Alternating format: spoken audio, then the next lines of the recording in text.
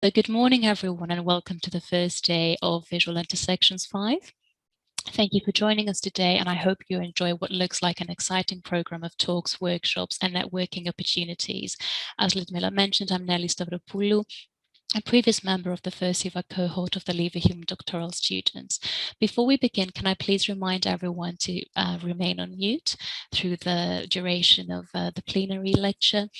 And if you have any questions for the speaker, for Maggie, please either write them in the chat function, and I can ask them on your behalf, or you can click the raise hand icon, which you can find at the bottom of your screen to ask Professor O'Neill directly in the question part of the session.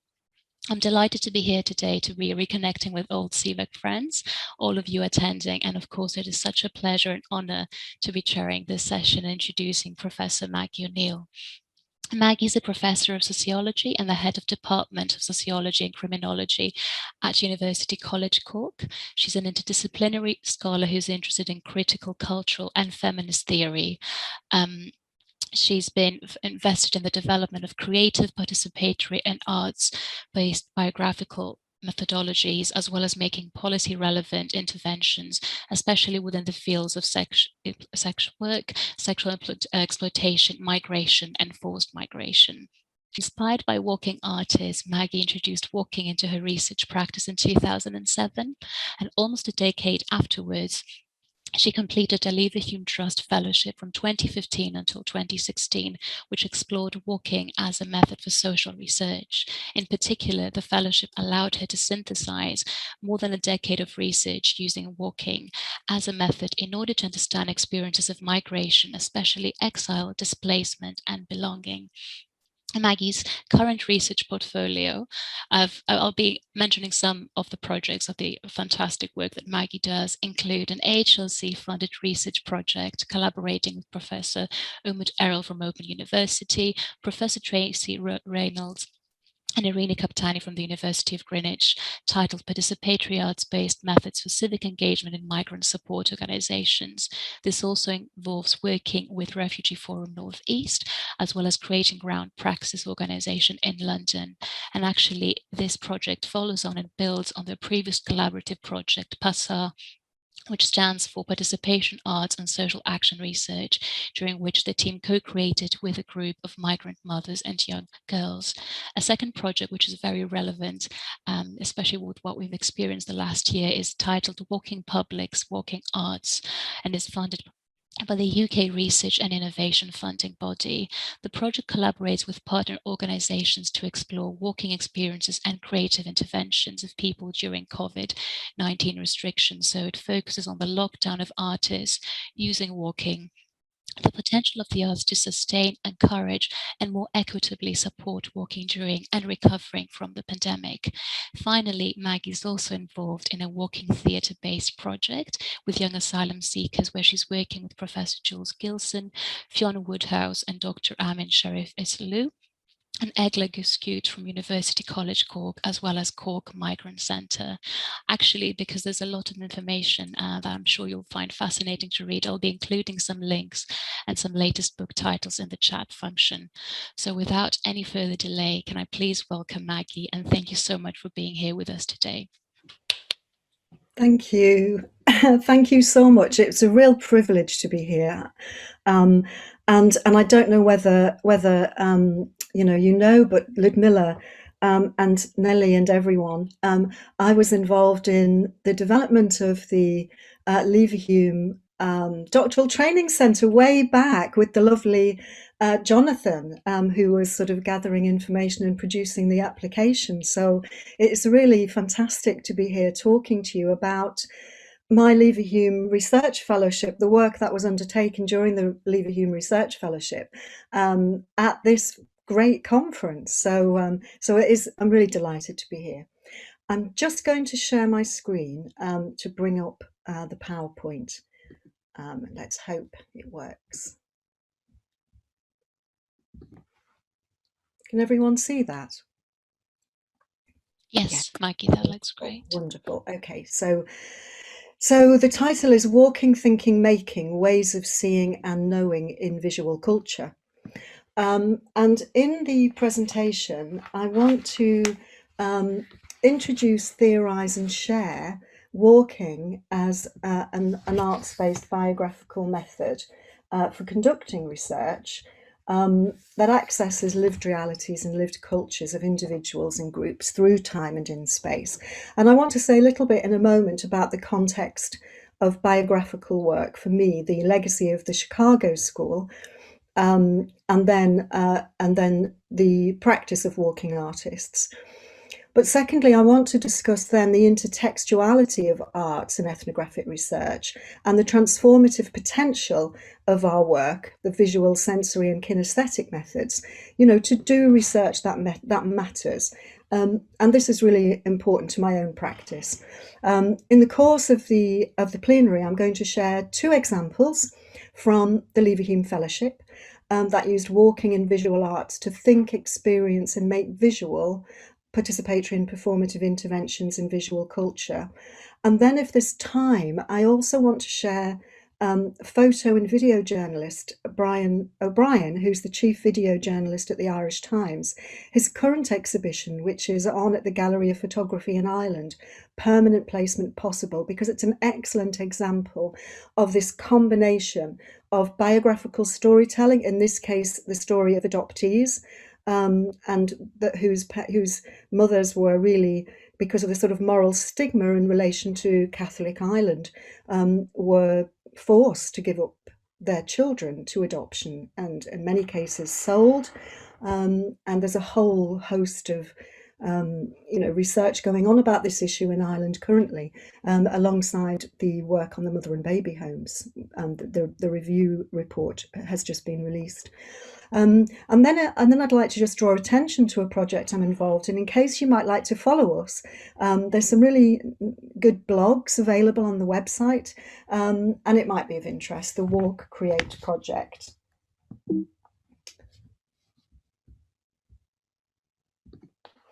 So first of all, let me say something about my theoretical and methodological background, really just to frame the examples that I want to share with you, the 2 or 3 examples. So as Nellie says, my own background is in critical cultural feminist theory. As an undergraduate, I took an education degree and majored in creative arts before doing an MPhil, which looked at Adorno's aesthetic theory, and then a PhD in sociology. But I was grabbed by the transformative role of art articulated in Adorno's work on art and society, and Benjamin's work specifically in relation to the role of stories and storytelling and the role of images. Benjamin calls them dialectical images. So art for me was a critical theory and practice. It offers a change-causing gesture, a vehicle for the critical analysis of society, and making visible what the dominant consensus obscures, or facilitating the voices and experiences of those who are silenced within existing hegemony. And so for me, kind of art and art making, and a combination of biographical research, ethnography and art making as counter-hegemonic practice, kind of eliciting feeling forms that might address sexual and social inequalities. And in a recent edition of The Large Glass, a arts journal, Chantal Mouffe asks, how can artistic practices still play a critical role in societies where every critical gesture is recuperated and neutralized by the dominant powers? And of course she means, in conditions of advanced capitalism. And so that's something that, it would be good to just keep in mind as we work through this session. So in terms of the biographical research, let me just give you a little bit of context to biographical research. So biographical sociology emerged from the methodology used in The Polish Peasant in Europe and America. And this was a classic, the first classic of American sociology, published in 5 volumes between 1918 and 1920, about Polish migration to Chicago. And at the time, there was something like 350,000 Poles in Chicago, the largest population out after Warsaw and Łódź. So biographical sociology emerged from the methodology used in The Polish Peasant, which was the analysis of official documents, personal letters, diaries, as well as the autobiographical account of one man, Wladek. Oh, didn't mean to do that. Sorry about that. And so it was this first-hand account of life stories with a focus on meanings and interaction is a major contributor to biographical sociology. And also, Chicago University was established in 1890, and the Department of Sociology was really committed to doing empirical research about the city, about lives in process, but also with a big focus on immigration, on ethnicity and racial issues, on poverty too.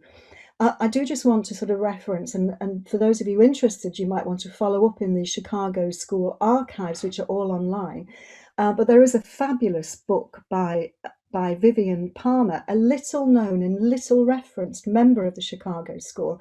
In the literature, you'll find lots of references to the men of Chicago, Robert Park, Thomas Anjaneczki, who published The Polish Peasant, but very little on the women of Chicago. And so I was delighted when I found Vivian Palmer's Field Studies in Sociology, a student's manual, which is online. And in her field guide, we gain an understanding of the principles and practice of field research, the importance of a background in the literature used, the collation of local data of life stories, and research diaries and research maps. And she also advises and describes how a research interview might start, proceed, and close, yet remain unfinished. So Nielsen states, a notion of the self and of life as lived in time, with access to memories of experiences in the past, and the willingness and ability to recount these in some present, is central to classical biographical research. And I think in terms of, this importance of working through the past, I often draw on Ludmilla's wonderful work, visual and in the look of the past, visual and material evidence in historical practice. And Ludmilla writes about the importance of visual culture in understanding history. And Maggie Thatcher's handbag is fantastic, I think. This, illustrates the capacity of archives to hold material objects of historical interest. And as Ludmilla states, understanding the texture of lives and how lives are lived in and through and with objects is really important. So the importance of visual culture in understanding history, but also in understanding our present and also potentially our future. So for me, there is this important intertextuality between art and ethnography. And I've described this as ethnomimesis, using Adorno and Benjamin's notion of mimesis as playful, not imitation, but the playful, productive, constitutive capacities of art making. And that this combination enables a more sensuous understanding of social relations and lived experience, given the inclusion and making of visual poetic performance texts. For me, collaborating with artists to conduct research at the borders of art making and ethnography. But coming back to Benjamin, I just want to sort of reference his lovely short story, The Storyteller.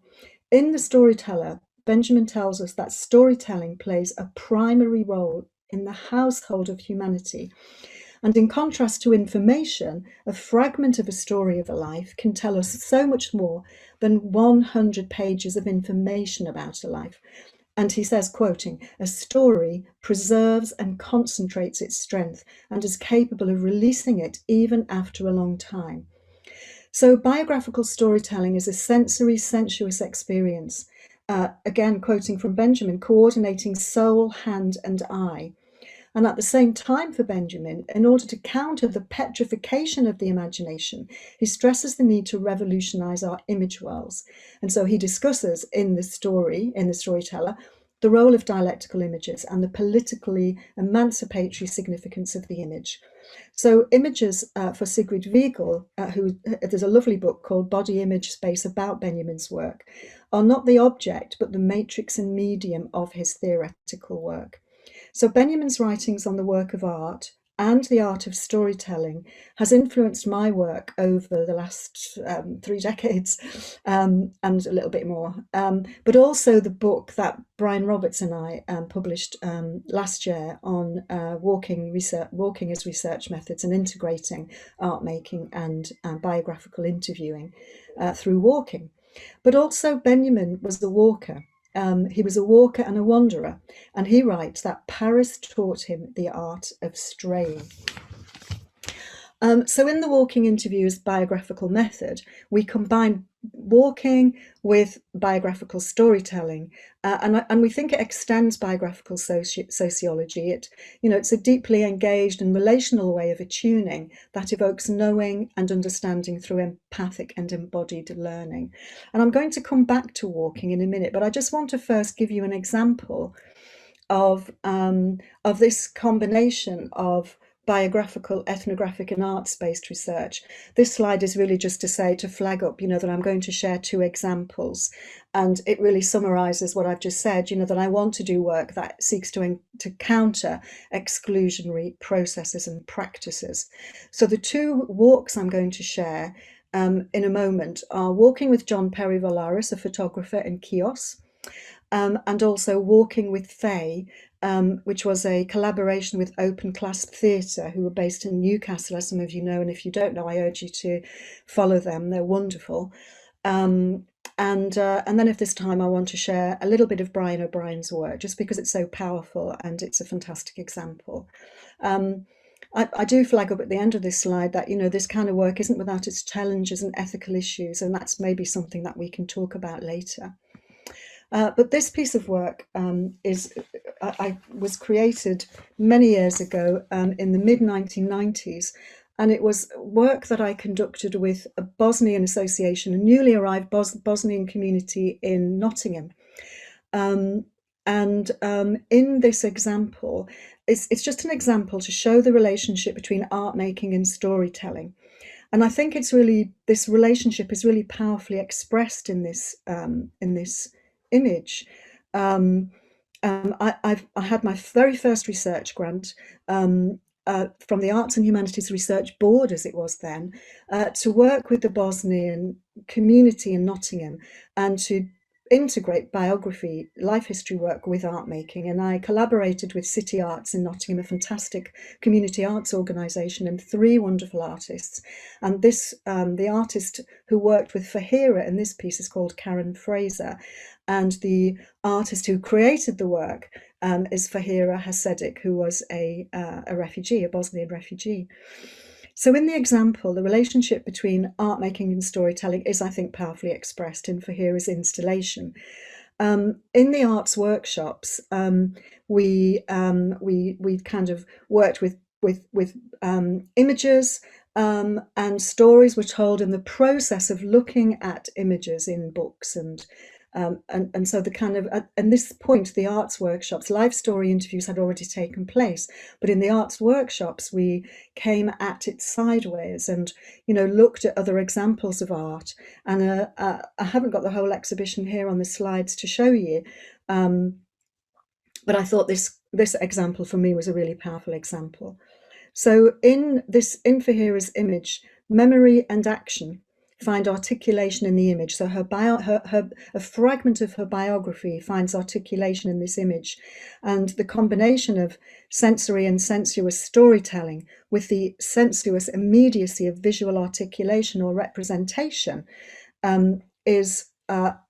elicits affect. You have an emotional response to this, and I've argued that this combination of art, mimesis and biography opens a potential space to think differently about refugee experience and in a kind of human, connect with people in a really sort of human, empathic way.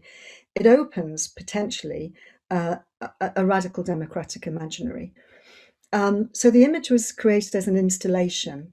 So Fahira built this kind of space, and she filled it with all the good things that were not available to Muslims in Banja Luka at that time. And then she digitally photographed it, and then created this kind of, two-dimensional board. The narrative in English and Bosnian tells how Fahira's neighbours held a meeting, and they decided to protect the three non-Orthodox families in the block. So they decided to protect the three Muslim families. And her neighbour gives her a key, and she hides in her neighbour's flat when the soldiers are looking for Muslims. And having obtained supplies from the Red Cross, Fahira bakes bread for her neighbour. The bread image, a soldier is in her neighbour's flat, and he asks, "Who are you?" And Fahira replies, "You know who I am. I would not be here if I were Muslim." So the image and text tells of the possibility and actuality of a greater humanity than experienced by many during the war, of protection, of care, of thanks, in gifts to her neighbour, the good things denied during the war. So it's although it tells this, kind of very deeply moving story, it's also a hopeful image, and I think the crucial point here is that in her experience of being protected by her neighbours, Fahira's Muslim identity is acknowledged, and she was able to hold on to this. So as a feeling form, this image represents this experience as well as the emotions involved in the space between image, biography, and text. So, maybe something for you to think about, do you think this works as a counter-hegemonic text? Does it pierce us and bring us in touch with reality in ways we cannot forget, as well as avoiding what Chantal Mouffe calls, recuperation or neutralization? And so, kind of enabling through the image those experiences to remain unappropriated. And a central message of Adorno's aesthetic theory is that if artworks have any social influence, it is not by haranguing, but by changing consciousness in ways that are very difficult to pin down.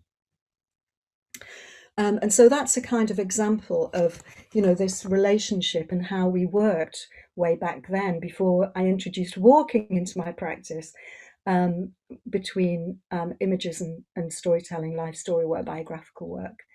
And these next two slides are just the text in English from the artwork. And kind of give an expression to that. I'll pass these slides on after I've tidied them up a little bit to Nellie so that they can be shared.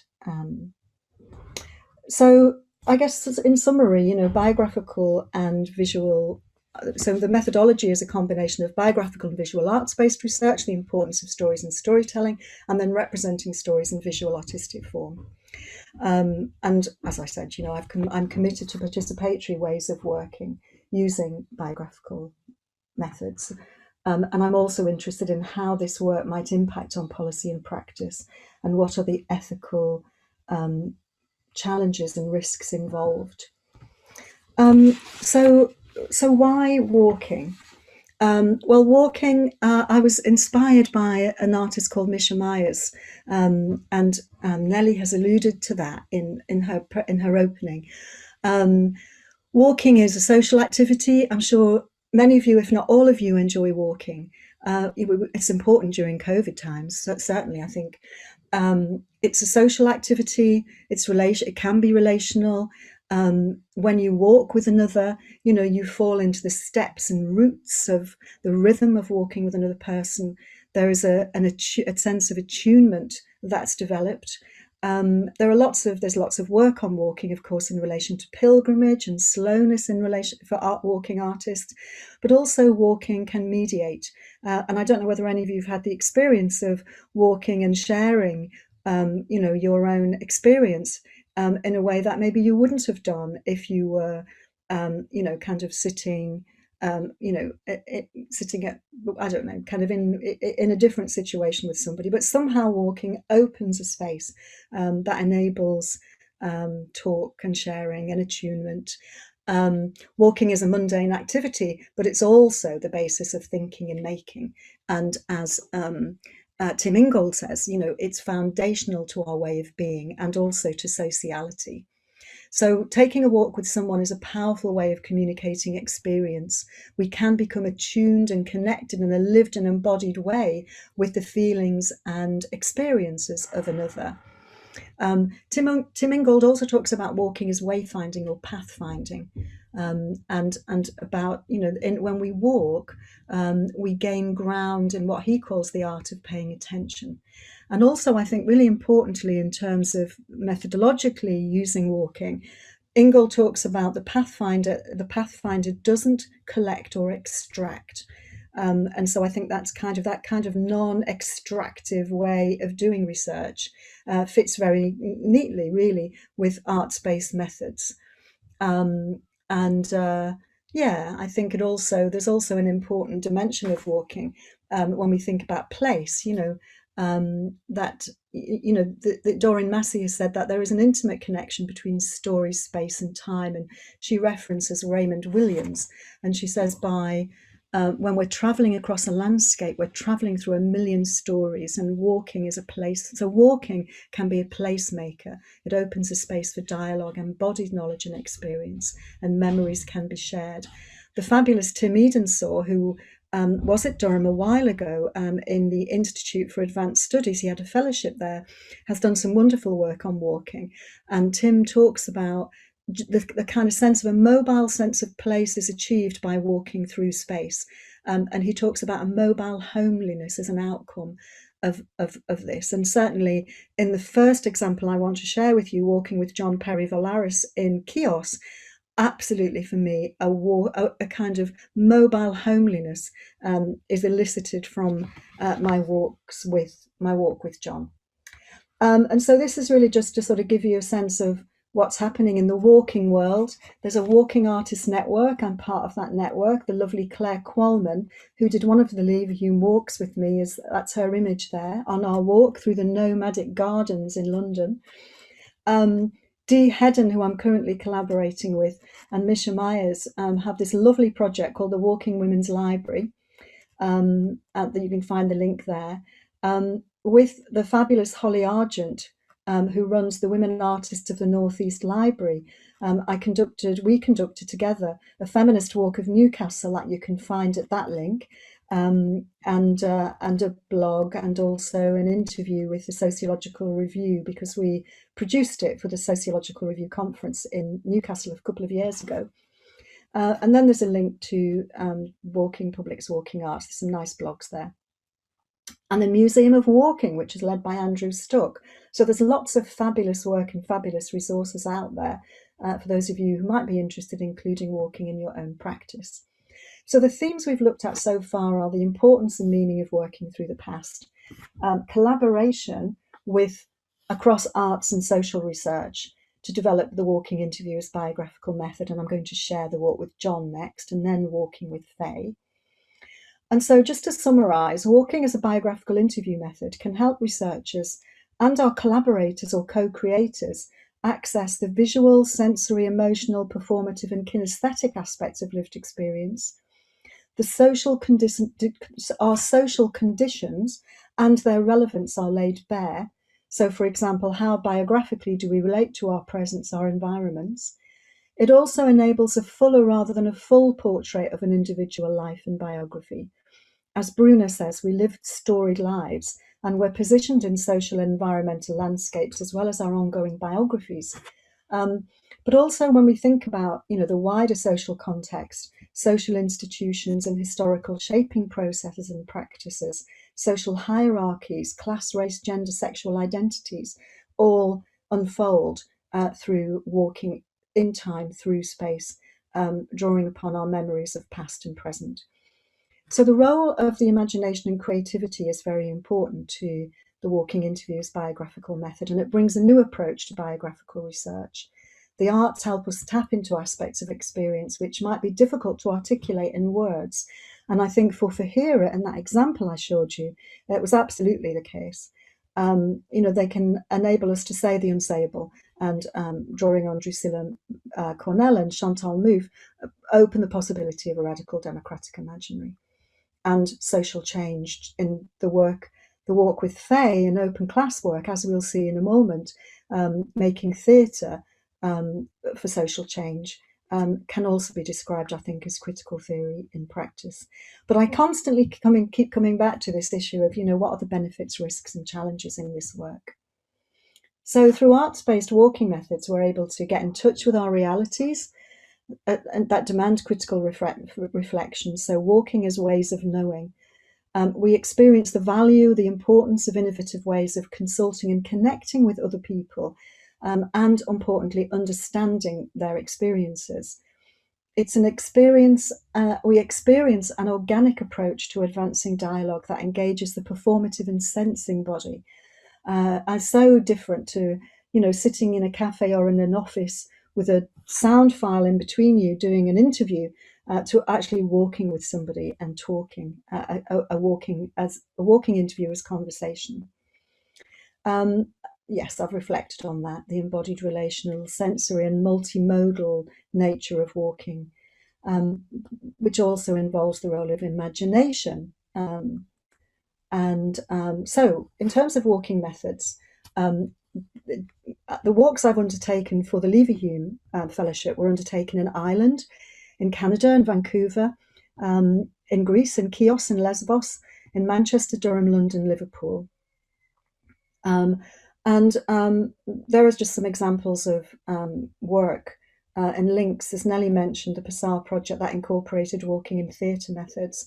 And the last link is to a weekend's walking symposium on the Dingle Peninsula with our postgrad researchers, walking conversations, just to have the experience of interdisciplinary connections through geology, landscape, history, and walking with environmental activists.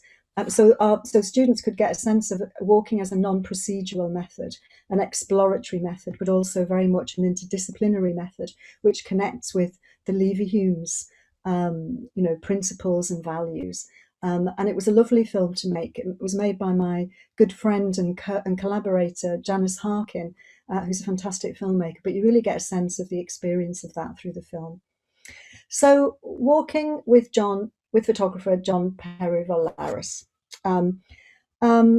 So John, John and I have worked together periodically over a number of years now, and I really greatly admire his work. He manages to combine making really wonderful images that captures something tangible about people in place with an anthropological or ethnographic eye. So I invited him to take a walk on the Borders, Risk and Belonging project, and he agreed. And then shortly after I received notification from Leverhulme, John contacted me to say he'd prefer to walk in Chios, where his parents had lived before their migration to London, and where he'd spent much of his youth, but he hadn't been back for many, many years. So for John, this was a really important time. It was 2016. It was a really important time for Greece, particularly concerning the relationship with Turkey and the refugee crisis, which was playing out on the shores of Chios and Lesbos in particular.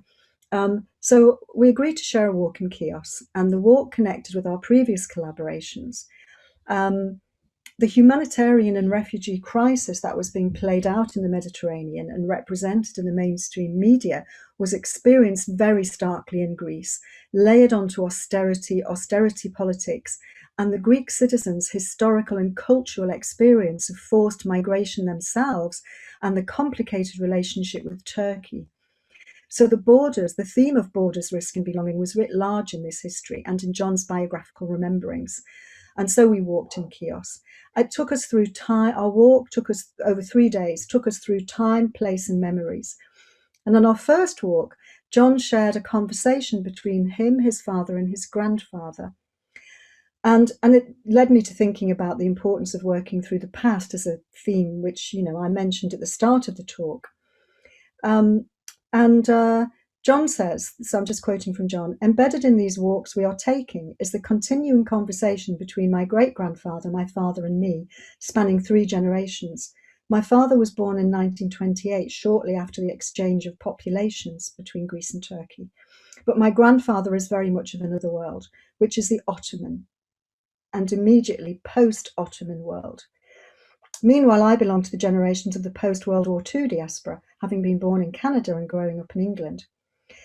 So walking along the seafront from the family apartment overlooking the sea towards Sesme, and forgive me, Nellie, if that pronunciation isn't right, John spoke about his father and grandfather, the traces of history carried in memories, and the importance of, for him, thinking in images as a photographer. And he tells a story of, and he says, I've always carried with me some very strong images of Chios, and one of the most persistent images, which I didn't personally witness, is a story told to me by my father, who used to stroll in the evenings with his grandfather. And the seafront, the town seafront, faces Turkey. And his father, he says, had a very close relationship with his grandfather, and they would have long conversations on their walks. And there was always one point where his great-grandfather, so his father's father, would go completely silent, and they would sit on a low wall, and he would be lost for words, and he would look across the water. And John says he was an Edwardian-era gentleman, very restrained in his manners. He would have frowned on anyone showing too much emotion. He was very measured. But my father saw tears in his grandfather's eyes. And this got John to thinking, of this old gentleman who had come to Chios as part of the exchange of populations in 22. He was a rich merchant in Smyrna who'd lost almost everything. And he came to Chios where he'd never lived before. But this was a typical experience shared by those who were exiled from their previous lives in Asia Minor, suddenly finding themselves Greek citizens. They had to adapt to a country they didn't know. After having lived in Asia Minor alongside Armenians, Turks, Jews, and others as part of the Ottoman world. So John says he's always been haunted by this image of his great-grandfather, looking back across the water. At a later point, we walked to Suda refugee camp, located where his grandfather's generation of refugees from Turkey would have set up camp. And John motioned to me to look past a monument towards the refugee camp, where one sightline revealed several periods of history. It was an intense moment in our walk, made so by the presence of a young boy sitting by the monument, a young boy, a refugee, sitting by the monument, looking out into the distance.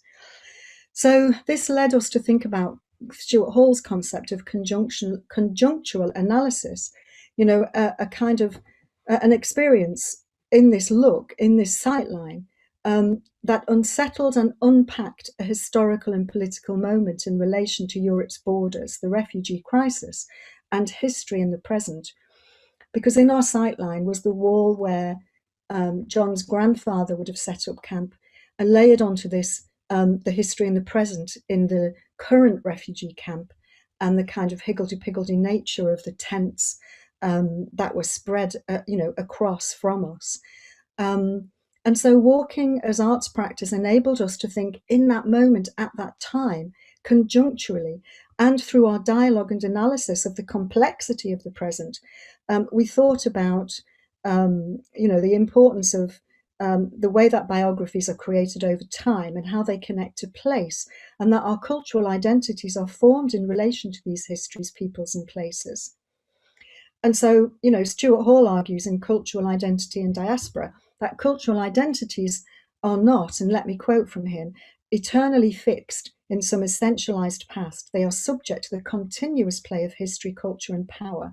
And far from being grounded in a mere recovery of the past, really important, which is waiting to be found, again, thinking about that extractive process of doing research, and which, when found, will secure our sense of ourselves into eternity. Identities are the names we give to the different ways we're positioned by and position ourselves within the narratives of the past. So in documenting and analysing the particular history of the present through walking with John, the combination of walking, photography and biographical research opened space for a politics of articulation and re-articulation, connecting John's biography to history, politics and culture with rhythm and pace, and place, connecting to the environment in and through time, real time and phenomenological time. And so, by exploring the hyphenated space between life story research, biography, and art, and John's wonderful photographs, we might occupy a third space, a hybrid space where visual textual making happens, as can be seen in the following image. And Robert Witkin talks about kind of subjective reflexive feeling, which I think is really important in the image I'm going to share next. That can counter misrecognition of the asylum seeker, the refugee, the migrant, and maybe help processes of social justice via a politics of recognition. And so this image is, I think, a real profound image. What you don't get in this image is what we saw, the sight line through to the refugee camp, because the angle is slightly changed. So how am I doing for time? Okay, so I want to, and this is just an image of John in a cafe, which had on the wall the images from 1922 of the population exchanges, people arriving in boats into Kiosk Harbour. And so John wanted me to take a photograph of him sitting in front of this image. So the next example, Walking with Faye, is I invited Katrina McHugh from Open Class Theatre to do a Leverhulme walk, and she in turn invited me to join a residency that she was setting up in a direct access hostel for homeless women. In Open Clasp's work, they work very ethnographically, and they work with stories. They work with women's stories, feminist theatre company. Sorry about that, it's because I placed my paper on the keyboard. And so using interactive drama techniques, image work, image theatre, women are invited to tell their stories. And those stories then become the scaffolding of the script. They're woven into the script. And in this particular residency, Katrina was thinking about doing a play about women in the criminal justice system and women's experiences of poverty and homelessness. And so women's stories are told and then shown in action.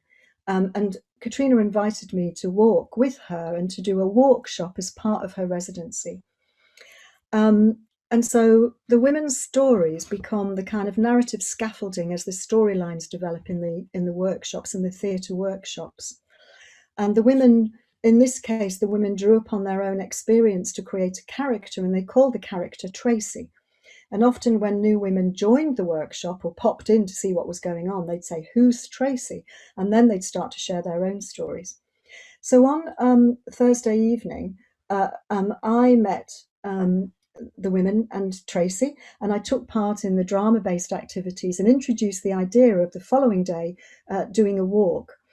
And so during the workshop, women were invited to draw a map from the direct access hostel to a special place, marking the landmarks along the way that were important to them for whatever reason.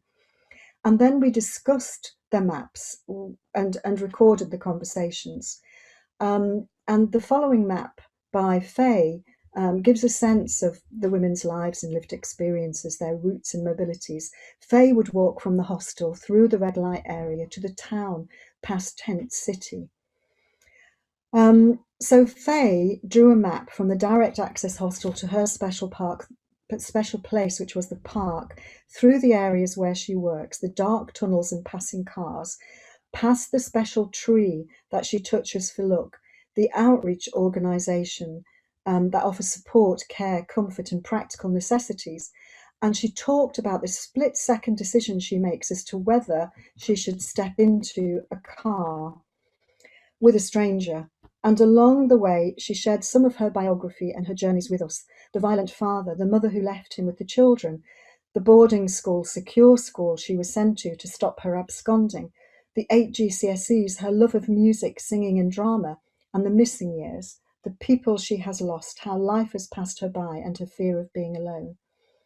At the end of the walk, as we sat in the park gardens, drinking what Faye called posh coffee, and going back to the beginning of her life, to the child who was invited into a car, given £20, and who was then able to buy batteries for her Walkman. She talked about her aspirations, her wants and desires to change, to live a good and happy life against the tide of her life. So Faye led the walk. She was in situational authority, and we were able to connect and see and feel with Faye in an embodied way, and her roots through her everyday roots through a particular geography of the city, which focused our attention on the material as well as the sensory affective dimensions of her lived experience, as well as the relationship between the visual and other senses. So on the final day of the workshop, Faye presented the walk back to other women.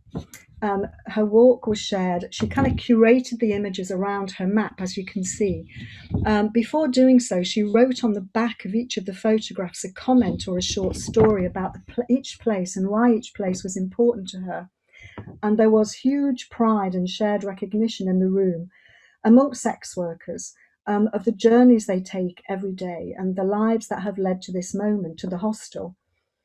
So methodologically, the walk acted as a holding space or a potential space for fragments of Faye's biography to emerge and the discursive, relational and intersubjective recognition occurring between us on the walk, and then told again in the relationship between storytelling and photographic images and theatre making with the whole group.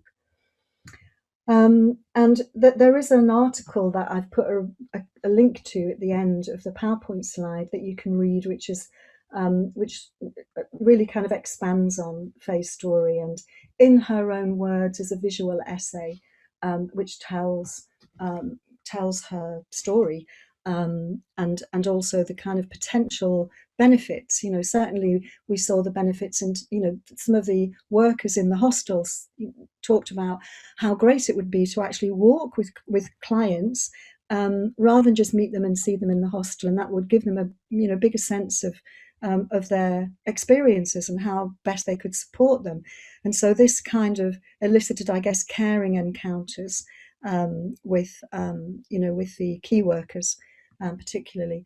And this is just an example of how Katrina works, how the theatre company work in eliciting and building a narrative and building the scaffolding of the play. And this is one of the theatre company members, the director, Laura Linlow, and you can see behind her on the wall a kind of storyboard of Tracy emerging through women's lived experiences. And I would urge you to look at that link, go onto iPlayer and look up Sugar, go onto Open Clasp's website and watch and listen to the three stories. One is based from their work in prison. Tracy is based on the work in the direct access hostel. But I think they really challenge us to think differently about the sort of stereotypical, the sort of sexual and social inequalities that women experience and women in poverty experience on a daily basis, really. So just coming up to the end of my talk, I wanted to share a final example, and this is not an example. So I haven't worked with Brian to produce this work, but he invited me to host an in-conversation with him at the Photographers Gallery in Ireland, in Dublin. And this exhibition is on there now. It's called Permanent Placement Possible. And there are some wonderful still images of the documents that Brian was able to find. He was his mother travelled to England to give birth, and then he was placed in foster care, and then she travelled back to Ireland, to Cork, to St Teresa's adoption agency, and gave her baby to the adoption agency. Brian was subsequently adopted by a couple from Killarney, his adopted parents. And because Brian was born in England, he was able to access his birth records. For those children who were born and adopted and forced adopted for many in Ireland, there's no recourse to their birth records. Everything is redacted. It's very difficult to access. A bill is going through at the moment, which will right that wrong and give people rights to their birth records. But I thought this was just a wonderful example of the integration of image making by a fabulous photographer and storytelling through the video. As we've got a few minutes, I'm going to stop sharing my screen and share a little bit of the video so you can get a sense of this combination of image making and storytelling through Brian's work, and hope this works.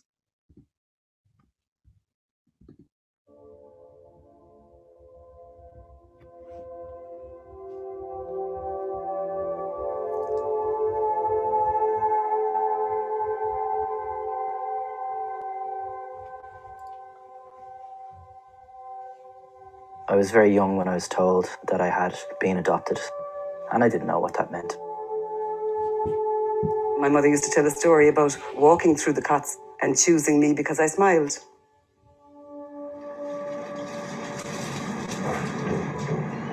Change for Central, Jubilee, London Overground Lines, DLR, and National Rail Services. I'm on a train in East London, on my way to Romford in Essex. It's somewhere I've been before, but I've no memory of it. I was born here and lived here for a short while. Like the people that I've just spoken, I was given up for adoption as a small baby. But unlike them, because I was born in England and not Ireland, it's been a lot easier for me to find out about the circumstances of my birth and adoption. Next station, Manor Park. I was born in Old Church Hospital. This photo was taken in the maternity wing there. But it's not me. That said, it's the only photo I can find of any birth in the 1960s there. It's a baby called Leanne Peters, with mum Kathleen and dad Martin Peters, a famous Spurs and England football player. Next station, Romford. In 1964, a single 21-year-old pregnant woman from the west of Ireland came here to give birth to me in secret. I'll come back to that later, but first, here's Fred Logue. He's a data protection lawyer who acts for many Irish adopted people. There's a gap between the train and the platform. Adoption records are generally confidential or secret. The information isn't withheld, it's just hard to find, it's obscure. There are measures in place that are aimed at stopping adopted people finding out the name of their birth mother. The surname unlocks all the other information. There's a big contrast between Ireland and the UK, where since the 70s, once an adopted person reaches 18 and they have a counselling session, they're given the option of accessing their full file, which is unredacted as far as I know. So somebody born on one side of the border, somebody born in Newry who's adopted can get their information. Somebody born in Dundalk who's adopted can't. Romford, Essex, England, male, British, European. Good deal of straight, deep auburn hair, deep blue eyes, well-formed nose, neat ears, nicely shaped mouth, smooth, medium fair skin, long baby. That was me. I've been really lucky with the amount of paperwork I've managed to get my hands on. Not so with Liz, who's been trying to access personal information for years. Teachers would ask you, where were you born? And I couldn't say where I was born. Going to a doctor to ask, is something hereditary? I don't know. Like, it's my information. I didn't ask for any of my birth mother or birth father's information, just my medical history. But I can't find out. In England, I've been very lucky. I was actually able to get hold of some identifying paperwork and some letters that had been given from the social worker to my mother. She was Irish, from quite a strict Catholic country upbringing. She decided that the best course of action for me would have been to be adopted. So after having me for a couple of days in the hospital, she had actually put me into care. It was frowned upon to be a single mother during those times, and there was no support. She couldn't give me what she wanted to give me, so she decided she'd give me away to have a better life. I always felt there was something missing. Little Lake, where you went, what is this? Where am I from? Who are my people? They gave me very little information. Your birth name was Patrick Joseph. Your mother was from the Midlands, your father was from the West. This is the Catholic Church of St. Edward the Confessor in Romford. When I was about 10 days old, my birth mother, Maureen, brought me here to be baptised. Afterwards, the parish priest, Father Gordon, brought me to nearby Upminster, where I would live with a foster mother called Mrs. Cumberland for a short while. I don't know my biological parents at all. It's very hard in Ireland to trace any information. It takes so long. And then a lot of people have said their birth mother or birth father just died. I went out to see her, the social worker, and she said, your mum died about 7 years before you made your initial inquiry.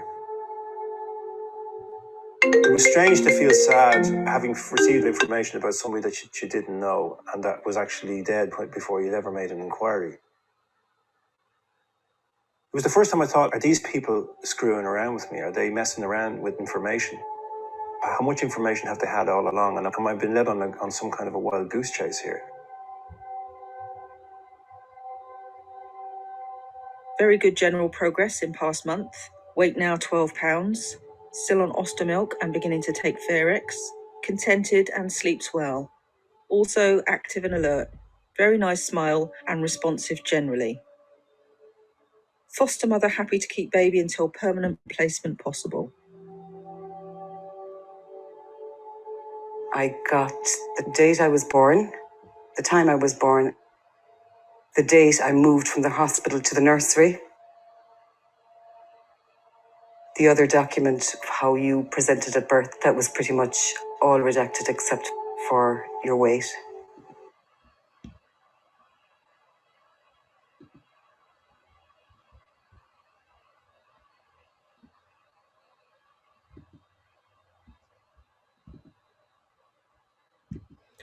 So coming back to the last slide, I think that that's just such a poignant message in the work that Brian has created. In that relationship between the storytelling, the lived experience, and the image making, and the portraits are really, there's a still quality about them which is really very beautiful, very moving. So in conclusion, I want to suggest that participatory arts, visual sociology can create space for voices, narratives, images to be seen and heard, counter exclusionary processes and practice, but also supports principles of social justice and recognition. And as you can see in, to an extent, even you've only had a flavour of it, the struggle for recognition in both Brian's work and in Faye's walk. As well as opening a space for, to challenge myths and stereotypes, to develop better understanding and knowledge making. And so, doing research with groups can facilitate knowledge to inform practice interventions, can facilitate relationships and trust, make meaningful, caring encounters that inform practice, but also open up dialogue about the transformative role of biographical research and image making, and contribute to visual studies. Biographical sociology holds, I would argue, the promise of the revitalization of the sociological imagination. And walking as a biographical method ultimately involves the role of the imagination, and in so doing may not only produce knowledge and understanding, but also social change. And so on that note, I'll end the session, and thank you very much, and on time, I think. So thank you.